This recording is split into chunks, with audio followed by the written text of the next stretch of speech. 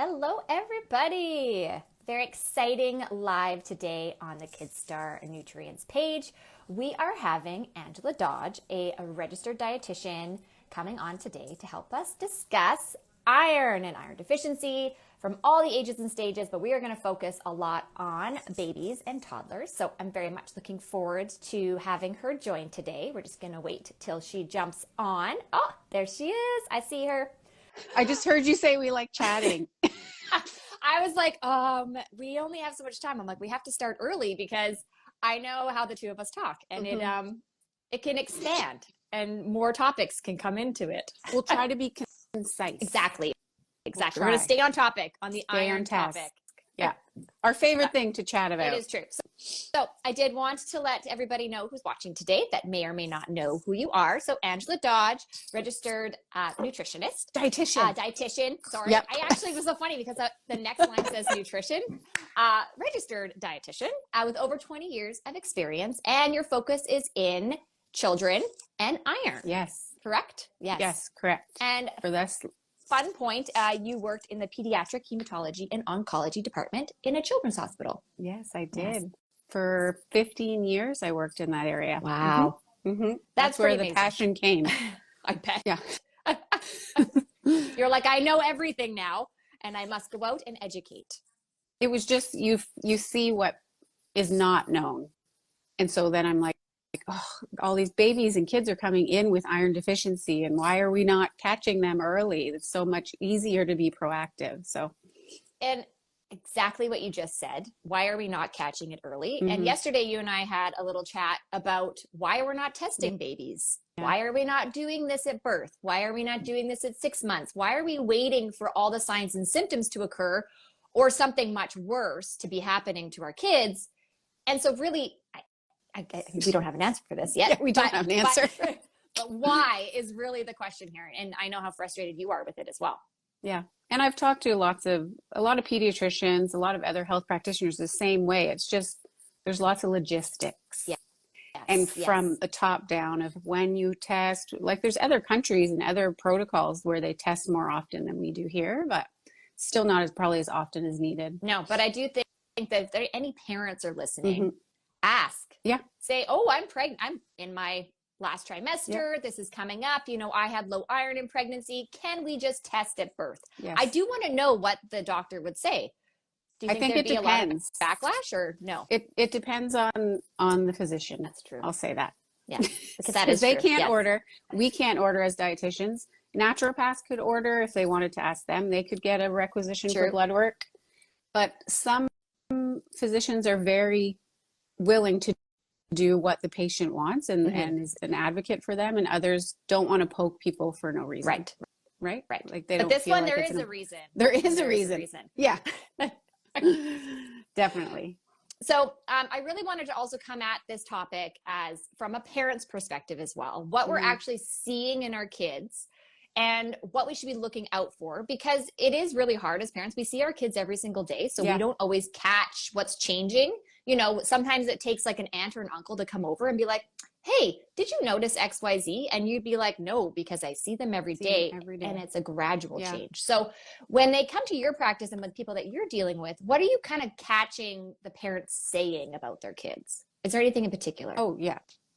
Well, so there's two streams of iron deficiency that I kind of focus on. So there's the physical that parents may or may not see.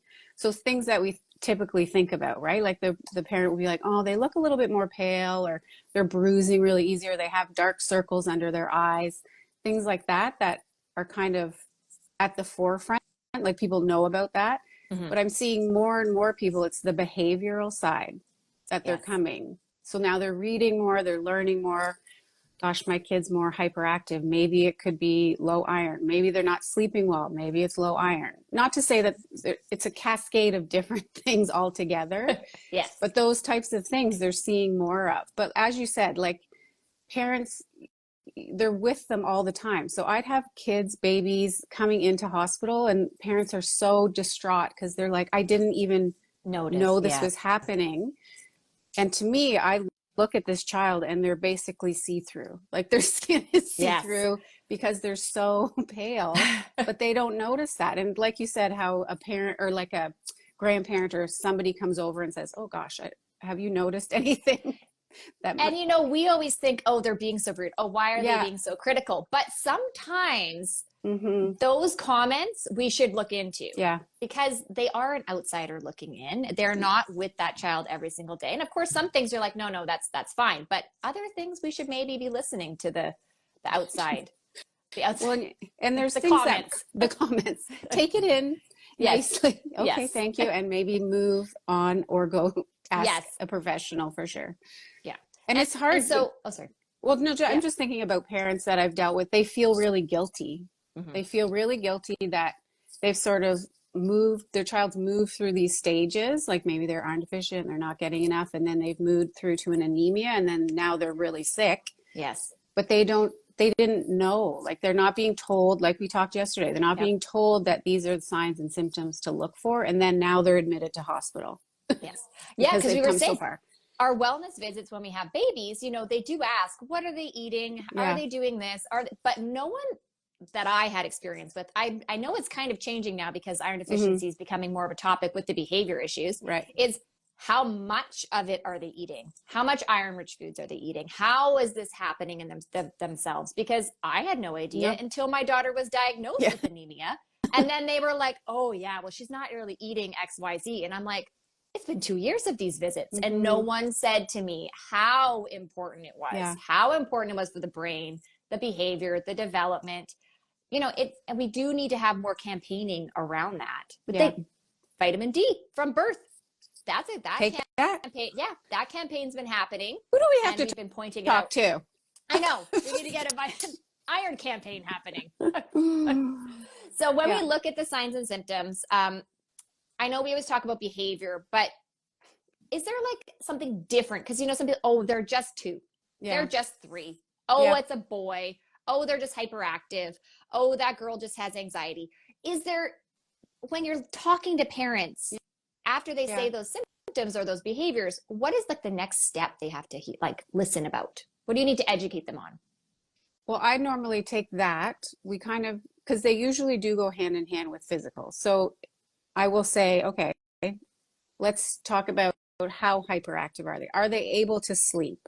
Are they not growing? We know that kids that aren't getting enough iron, they're not growing well. They kind of can be stunted in growth. Then we look at the physical. And after that, that's when we kind of will say, maybe we go and get some blood work done. Because a lot of people will just come with that. They're like, my doctor said, like you said, they went and they said, oh, they're just 3 years old. Like they're 5 years old. It's okay.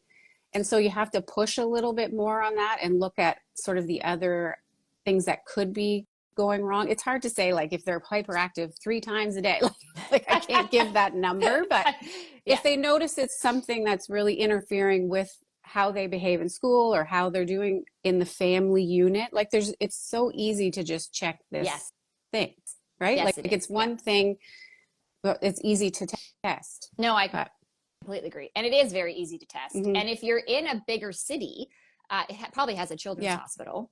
I know for where I'm in Vancouver. So we call ahead. We actually do the outpatient lab at Children's because they're used to working with kids. So it is such a nice, easy process. The lab techs know exactly what to do.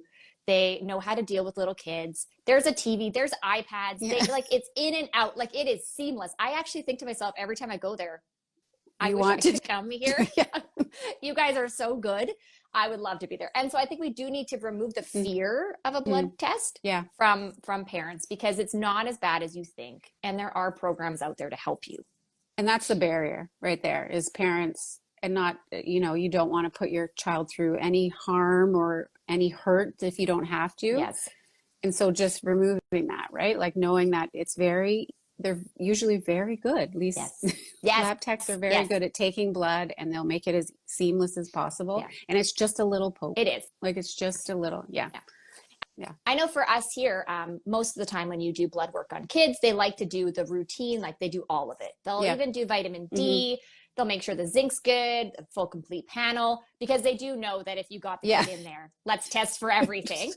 Which is also really beneficial because think about if you had your base blood work done as a kid, that as you grow, you're going to know where you stand versus many of us don't get it done until we're either really sick, or we're like adults. Yeah, I know. Like, so go out there and get it done. Just get your blood work done, okay? But I did want to also talk about pregnant women and newborns. Yeah. And where can this all start? So of course we have our risk factors, but these could start from pregnancy, correct? Yeah. So if mom, we're seeing more and more, I don't know if you were, I was also iron deficient in pregnancy. And so if mom is deficient and then she's giving birth to this sweet little infant, they are not starting at a full tank of gas in terms of their iron. And so, yes, people will ask, well, if I'm breastfeeding exclusively, is that okay? And I think that really depends on how nourished and iron rich mom was prior to birth. Because babies are born iron deficient. And so if we're not topping up that gas tank, then, we're getting nowhere. So we'll see these kids that are later on, later in infancy into the 1-year-old, 2-year-old, where they've just been steadily low since birth because mom was low. And that's not to put any shame or onus on mom. Like, it happens all the time, definitely. But so just knowing what your numbers are can really change how babe is. Yes. And actually on that, if anybody is watching that is pregnant, let us know. Did you only get blood work done at the beginning? Did you have it tested in the middle? Did anyone test you after the baby was born? Because those numbers are really important. I know for sure we test right away when we get pregnant. We do a lot of tests when you get pregnant right away. And then really, I think signs and symptoms get you tested in the middle. But not always. And that's it. And then that's it. Unless, of course, you had another complication. And then they may test you again. With my second, the one that ended up being iron deficient, it was during pregnancy. I had placenta previa and I had an abruption. So there were lots of signs and symptoms. I had my blood work done many times. It was very hard to keep it within any kind of normal range. But during that whole time, no one ever said to me, we should probably check her when she's born. Right. So no one did. And then of course I breastfed exclusively. And which, of course the iron in your blood your breast milk is very absorbable, but if you don't have any, then what is she absorbing? So I think that we really have to remind, pregnant moms, hey, it starts now.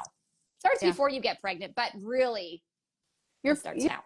Yeah, like you're growing a human and yourself. You need to really be topping up those. And half the time, you're not feeling well. Like with me, all 3 of them, vomiting. So you're not taking in a lot of food and anyways. So then you're just starting out birthing this baby who's not going to be very high in iron. Very true. And on this, go ahead. I was going to say on the supplement front, people don't realize that the iron in a prenatal is actually how much you need if you have normal good blood work. Iron stores. So that 27 to 30 milligrams in there is only going to help you keep your iron level good. And nobody can really keep it in anyways. They don't. So people are, they're not taking the prenatals anyways because they're not feeling good. You got every seasickness. It kind of feels like it actually. It feels like it. I was like, what is that word? It does feel like it a lot. Yeah. So I would recommend, if you can, I would ask your physician just to get some numbers before. And then if you're low, then you can have a conversation with your pediatrician or your physician seeing baby to be like, maybe can we get blood work to test to see if I can start supplementing or if they need something. Because, and then we were talking also about maintenance doses. So the maintenance dose is what we should be getting from food every day, but that's the amount of iron we need. And of course, that maintenance dose is only based on having good iron stores. Otherwise, you need significantly more. So I know with the KidStar products, we have maintenance doses on the product. So if your doctor does tell you to take more, or your dietitian or something, you could just increase based on the recommendation. But I do think people need to realize that maintenance doses are what we need. Like we need them every day. And I don't know, even sometimes those numbers, there's lots of different factors. Maybe you're not absorbing well. Like maybe, if you have inflammation, you're not going to be taking in as much. There's lots of other thing. So that number is sort of not really concrete, but right.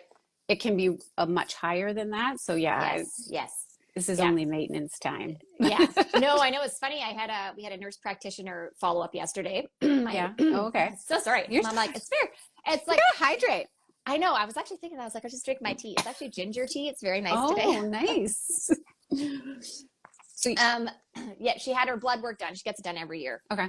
And we kind of stopped the maintenance doses around like May because it was just busy. We were busy. We were busy life. We're not all perfect taking supplements every day. And so we got the new results and I said, oh, she's been taking a maintenance dose. And she said, her maintenance dose or a maintenance dose? And I said, you know, the Health Canada maintenance dose. And she said, well, that's not hers. Yeah.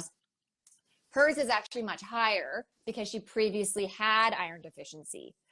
And I was like, okay, so we now are in a new maintenance dose because she doesn't eat iron rich foods. It's just not, it's not her thing. It's never been, and she's always been low. So I was like, okay, well, this conversation was great because up until that point, the pediatrician had always said, you know, just keep a maintenance dose, but it wasn't a number.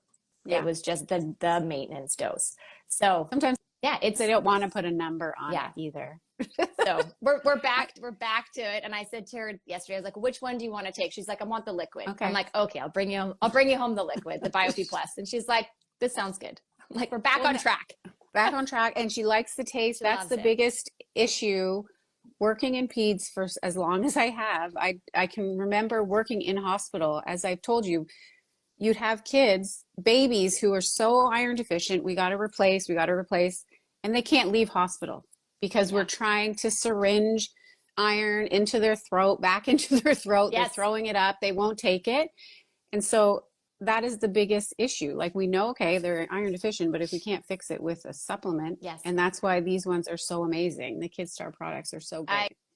I completely agree because taste, well, obviously efficacy, yes, the dosage, which those two are checked off right away with KidStar, but the taste for kids, like that is huge. Well, also for adults and for pregnant women. And, everyone. None of us want to take products that taste gross. We actually did a taste test in the office because some of the staff had never tasted iron products before. And I kept saying, are you sure you want to do this? And they're like, yeah. So they bought 10 different products and they they just kept looking at me going, well, no wonder you made these products. And I was like, yes, because they are terrible. Yeah, they are. Some of them are just like, you think, do they actually sell these products? Like who's buying? Well, I was like, and they do because they'll have somebody recommending them true to getting an iron. So they feel like, oh, I have to get this and I'll take it and I'll just keep trying with my child until they're really sick of it and they can't get it in. And I've seen that many times because we need to get the iron up. So there's only certain options it's true. we have.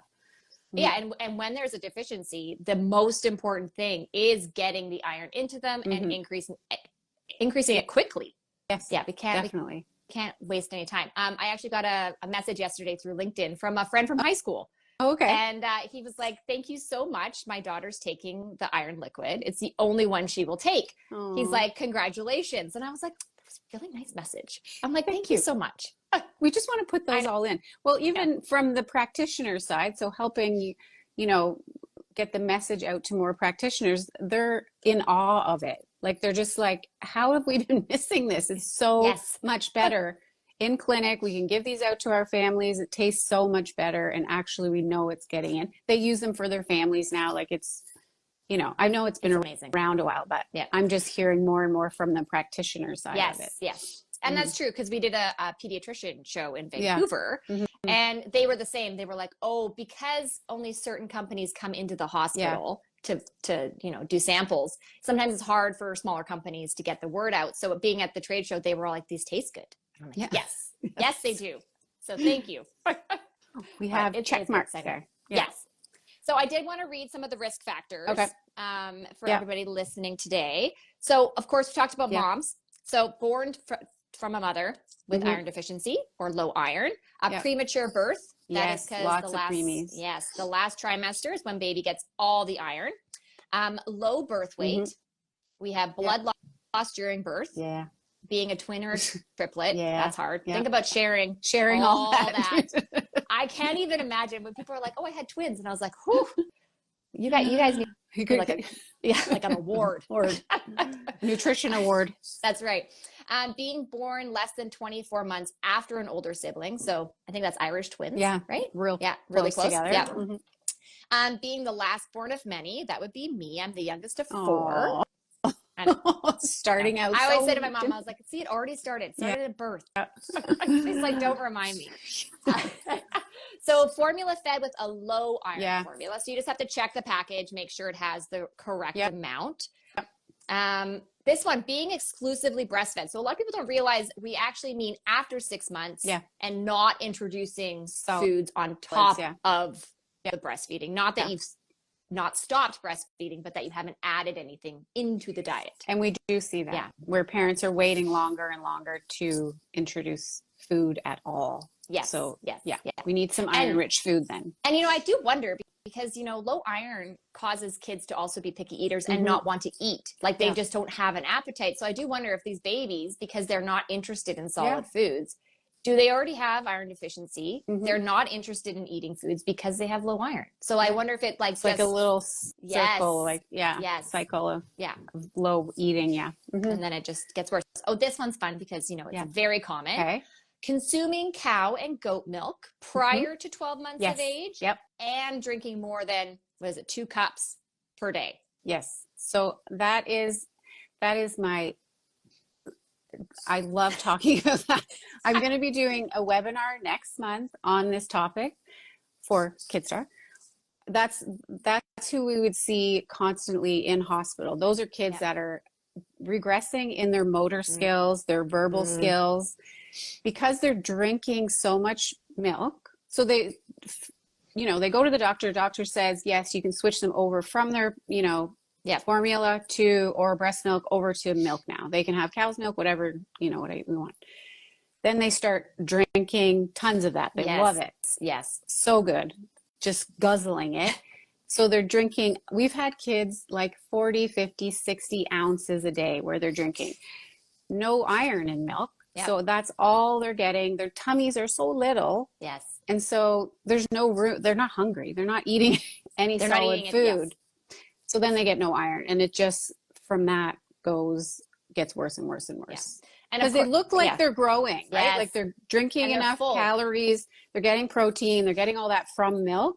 So sometimes you're like, oh, so that's why parents, it takes so long because they look like they're thriving until they're not. Right. Until they're super. Well, and of course, cow's milk has lots of calcium in it, which actually prevents iron absorption. So they interact. They're not getting anything. Yeah. But I actually had some friends when I had my first daughter and they were like, oh, I was told to switch to cow's milk because they were on formula first. And their daughter hated it. And they were like, well, we were told we had to do this. So they actually ended up like pushing it on her. Yeah. And, now they've removed milk from the Canadian Food Guide. Yeah. It's no longer part of it. It's more of a beverage of choice versus being part of the food guide. So it's a huge move because we're realizing the effects of too much milk. If I don't want to scare parents, if they're having like a cup or 2 a day, that's fine as long as they're eating other things. It's when you get to those really high amounts where you're like, I'm going through milk like crazy in this house. You're like, where did it all go? Oh my God. And it's the hardest thing when you're trying to wean a toddler or infant off, not an infant, but off of milk when they've been consuming so much. And so in hospital, we'd be like, okay, we're going to cut the bottle size in half. We're going to water it down so it looks like they're getting the same. Like it's a whole process of trying to get them off that amount of fluid a day. I can't even imagine because, adults have the same problem. Think about how many lattes someone could have in a day. That's milk. Yeah. And those lattes can prevent you from absorbing your iron. So I know we always talk about kids being, kids do this, kids do that. The adults are doing it too. We're all doing or those kids turned into teenagers who keep doing it. It just looks different. Just in a different form. It is. And no one's telling that adult they can't have 2 coffees in the day. No. They're like, you can't tell me what to do. Yeah, I'm not telling you. But baby, I can tell you what to do. So I have 3 more I want to mention. Okay, tell me. You got digestive conditions. So we got our Crohn's, celiac, ulcerative colitis, and that's because of absorption in the small intestine. And now you mentioned that as well. If we're not absorbing things, we have too much inflammation. It also becomes a huge problem with iron deficiency. Yes. Yes. We got our picky eaters. Yes. Love them. They're my favorite. I think yesterday I made 2 different meals because I just gave up. You're just like, I can't. It's the end of summer. I can't do it anymore. I'm like, sure, you can have that. Can you also eat this vegetable? Yes. Just please. Okay. And one and then more? we got, actually I have 2 more. I lied. Girls that have begun menstruation. So we got to talk about our preteen girls and then the teenagers. So that whole switch from child to teenager. Yeah. And if we don't have good iron stores prior to starting, what's going to happen? Just like you were talking about the gas tank. So are these girls starting with a full gas tank? No. Quarter empty? What are we doing here? Yeah. And then they're just every month losing. Yeah. Yes. And then on top of that, my last point is our highly active children in sports. So those girls could be playing soccer 5 days a week. They could be doing ballet, running, baseball. All those things can be losing iron with the sweat, the activity, not eating enough. It's just all compounds. And I hate to mention, eventually they all want to get pregnant and they might have had iron deficiency their entire lives. See, we're starting again, all over again. Yeah. I know. And it's so, I feel as parents, when they listen to these types of things or hear me talk or whoever, they're like, they're just kind of like, what do we do then? Everybody is iron deficient, it seems like. Yeah. It can be something that can be overwhelming. But if we just, start with a little maintenance, that would be it. I agree. Good. Yeah, it's true. Yeah, getting a base amount of iron in our diets, either through food or supplementation or both if needed. Yeah. And I almost think I know writing a food diary and like an activity diary is a lot of work, but like even just making note, hey, I haven't even bought an iron-rich food in my grocery list. Like, what are we eating? It's like simple steps. Knowing where to get it. I sometimes will get clients to, and I don't love tracking food. I'm not tracking calories, anything like that. No. But they'll put it in an app. I'll just be like, because people like to know numbers. They're like, I want to see like maybe how much I'm getting. So you can put in this, there's lots online you can get, and you can just put in what you're eating for like a few days and see how much iron you're getting or how much vitamin D, just so you can know where are the options, like where am I actually getting iron and should I be getting more? Yeah. And it's usually a yes, but for people like me, I love numbers. So I'm like, yes, I know how much I'm getting. My child is getting on average. It's very important. Can I increase? Yeah. Even for us, when we did ours, it was, what are you buying at the store is what she asked me. Oh, good. And then because you're right, we're not tracking calories. We're not doing any of that, but we have to think about what we're purchasing or bringing into the house, because that ultimately gets eaten by someone. Yeah. Or not. Or as my family. Yeah, exactly. You're like, this is such an ingredient house, Mom. They always say, like there's just not food here. That was the house I grew up in. And the treats were all you had to bake them or make them. So it was always like, we had like Friars, like cocoa. And it was like, how can I make that taste good? What can I do to that? What can I do? Oh, it was constant. And you're like, fine, we'll make I want to say another couple is, I can hear my son making a smoothie right now. What is with the balloons? I don't know. The balloons show up? How did I do that? I don't know, but it's pretty awesome. I'm just thinking of my son who's making a smoothie right now, his second of the day, but these kids that are growing a ton. He's grown like 2 feet in a year kind of thing. So they're kind of burning up nutrition as they go. So if you have these kids that are having growth spurts, they're going to need a little bit extra at those times as well. Yeah, no, I agree. And I was just thinking when you were talking about growth spurts and sports. Yeah. Like it's a double whammy. Sports. Yeah, it's like just get some iron, okay? Just get some iron. But it is 100% true. So like we have a lot of families that follow KidStar that are vegans and vegetarians, and they're very aware of how much iron their kids need because they're not eating as many iron-rich foods because they've removed the heme iron. And that is awesome because they actually they're like, okay, we know we've changed our child's diet. We want to make sure that they're meeting everything they need.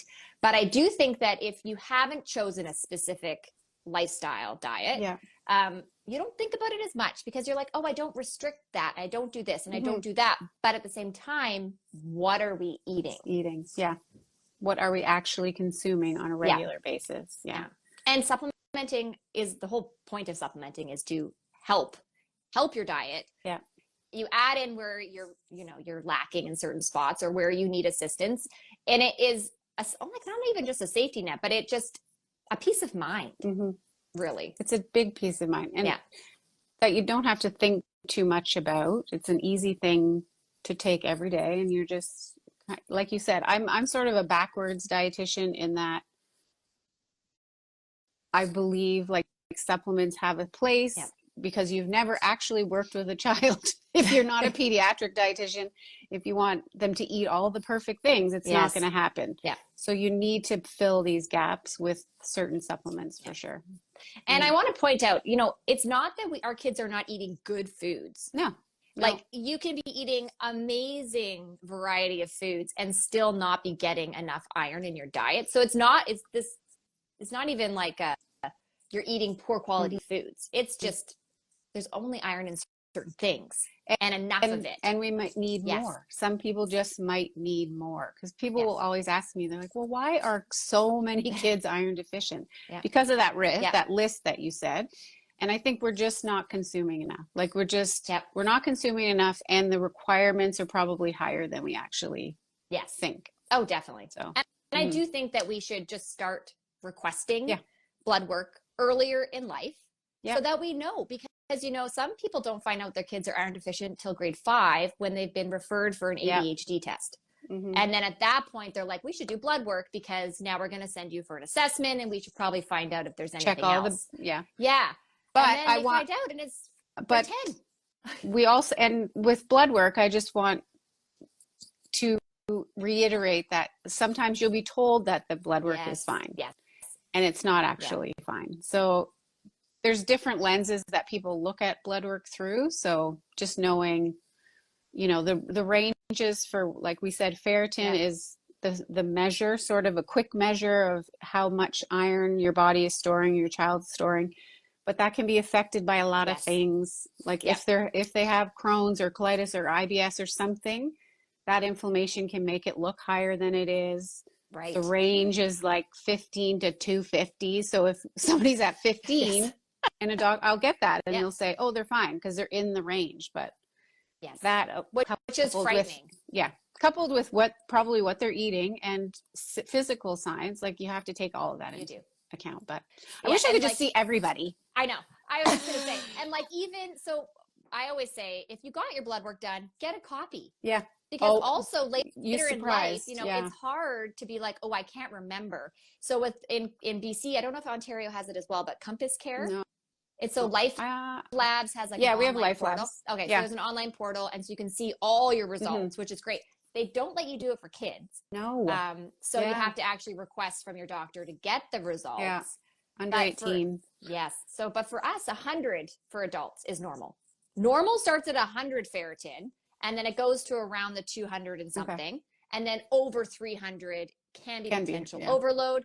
And then anything under 100 as you move down is just marching towards anemia.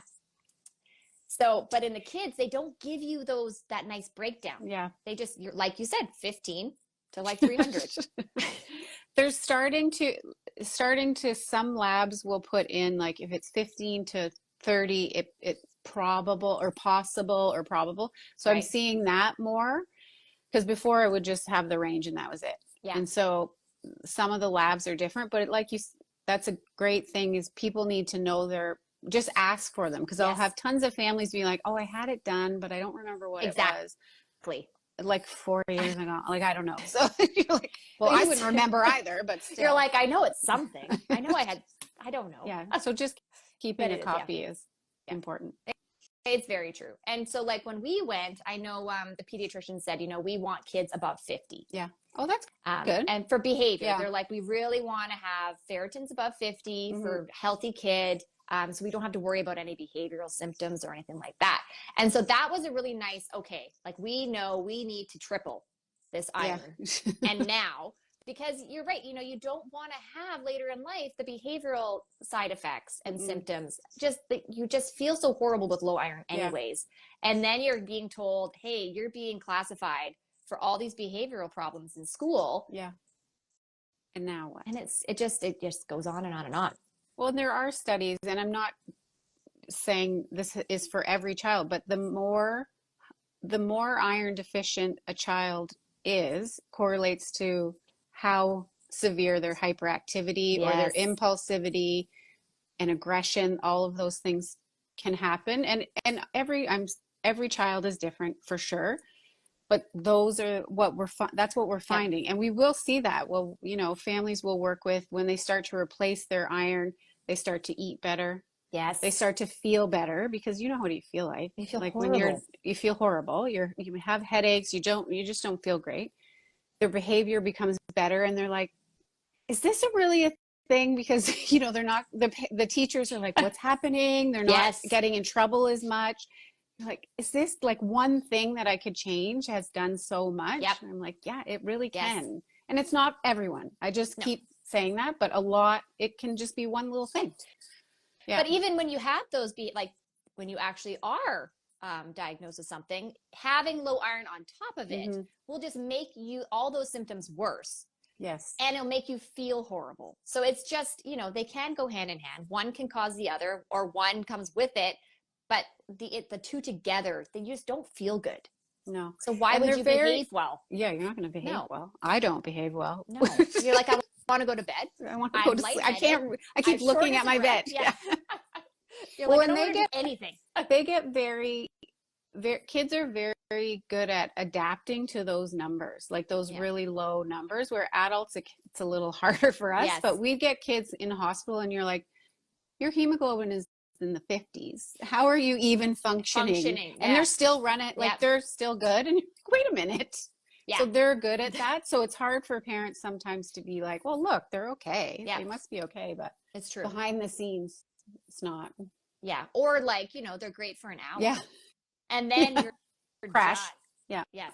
Yeah. So for us, it was because of sleep. That's how we found out Emma was iron deficient. She just never slept. And then if she did, it wasn't good. It took this, you know, she had to be, someone had to have her hand on her like arm the entire time. Like it was the sleep. And I was pregnant with our third. And I was like, I am tired. Yeah. And so that was actually what pushed us to go and get the rest of the tests done. And they were like, oh yeah. As soon as I talked about the sleep, they were like, iron. Good. And I was like, that was fast. And so, and then of course it was diagnosed with a blood test, but and then it just like, it did take us a while to get the sleep under control, but it's not, because not a quick fix, right? Because like you have to get back into it. It's all routine. Yeah, exactly. It's behaviors, routines, things like that. So it was a huge difference. So so for all the parents out there, if you notice things, go and get a test. Tell your practitioner, push for it. Yeah. Because it's simple. It's a simple thing to cross off the list if you're worried. And if you know they're not eating the right types of foods, add a maintenance dose. That is completely safe. Yeah. It's completely fine. Yeah. So, because I definitely wanted to talk about all those things and more. Because you do get parents that'll be like, what if I overdose them in iron? And that's very, very, very, I'm not going to say on here that it will never happen, but a maintenance dose of 10 to 15 to 20 milligrams is usually not going to do anything unless there's, unless you have a family history of some sort of genetic hemochromatosis, is where you kind of build up iron in the blood. That's very uncommon. Yes. And it takes a long time too with a maintenance dose. You wouldn't be having to take a lot of iron to build it up. And of course, people with hemochromatosis can also have low iron. Yeah, they do. So they have to pay attention as well.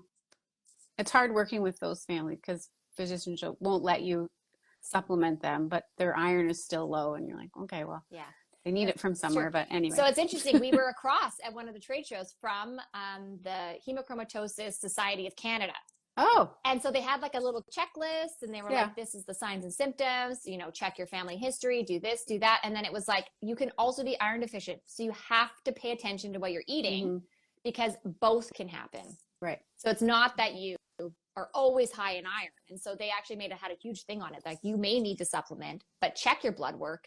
So it happens to both. Yeah. But maintenance, you can. Yes. Yeah. Maintenance is great. Maintenance, I was like, fling this around. Fling it around. I've got all my iron right here. I'm going to take it. I know. I was like, it's all behind me. My beautiful iron. And yes, and choosing the right supplements. So reading the ingredients of the entire label. You know, the KidStar iron is micronized and microencapsulated, so it tastes good. It makes it to the small intestine. It gets absorbed without having all the side effects that other iron products can have. And of course, I'm going to say it again. It tastes good. Great. It tastes no good. graying teeth. We would see right? that a lot in babies and toddlers, that gray teeth on other products. You don't get that. The dentists have reached out and said thank you. Yes. Because they actually do clean a lot of babies' teeth from the graying and the staining. And they're like, it's not a fun process for the kids to clean their teeth to get that off. So, you know, it's very important things. If we're trying to solve a deficiency, we do not want to add symptoms and side effects and other things on top of it that you're already going through a deficiency. It's too much. Too much happening. Yeah. It's too much. There's a lot going on. You know, we have a lot. You know, we get home from work, we take them to sports, we try to feed them something. We get home, we got to do this, we got to do bedtime, got to get up in the morning and feed them again, hope they eat, get them to school. It's, you know, we're keeping them alive. Just keeping them alive here, people. So we need some help with supplements. Yeah. Good quality ones. Yes. That. So on our next one, I want to talk about teenage girls and some more of adult topics. Okay. But this one, I really wanted to make sure we had a good foundation on getting signs and symptoms for our what kids. What they're looking for, Yep. Parents look for. We need to be feeding them, iron-rich foods, and what to avoid. Of course, our milk and our dairy, we have to limit that. And of course, if we need to take some opinions from the outside peanut gallery, maybe sometimes do it with a grain of salt and then look into it later to ensure that they're not seeing something that you may have missed. Yes. Yep. Yeah. Perfect. Seek some help. You know, if you get some help. Yeah. Dietitians, pediatricians, practitioners, you know. There's lots of people, pediatrics, naturopaths, nutrition, all of them that will help. Dietitians that will help people through. No downside to asking for help. Yeah. It's sometimes hard. You don't know if you should be asking for help, right? And you're like, oh, I should have been this whole time. Exactly. But now you know. Now people know. That's right. All right. Perfect. Well, thank you so much, Angela. Oh, thank you for appreciate it. Yes. We're coming on next week, aren't we? Yes, we are. Yes. Actually, Wednesday, if anyone wants to know, we're going to be talking about back to school essentials. So nutrients for back to school every day. We're going to get a good base to get us back into, I don't even want to say it. I know. I just looked at it. I know. The date. Pretend like it's not happening. But we're going to get everybody on the right track for the fall and school. So healthy and ready to go. Yeah. All right. Have a great week. All right. Thank you so much. You too. Okay. Thanks. Right. Bye. Bye.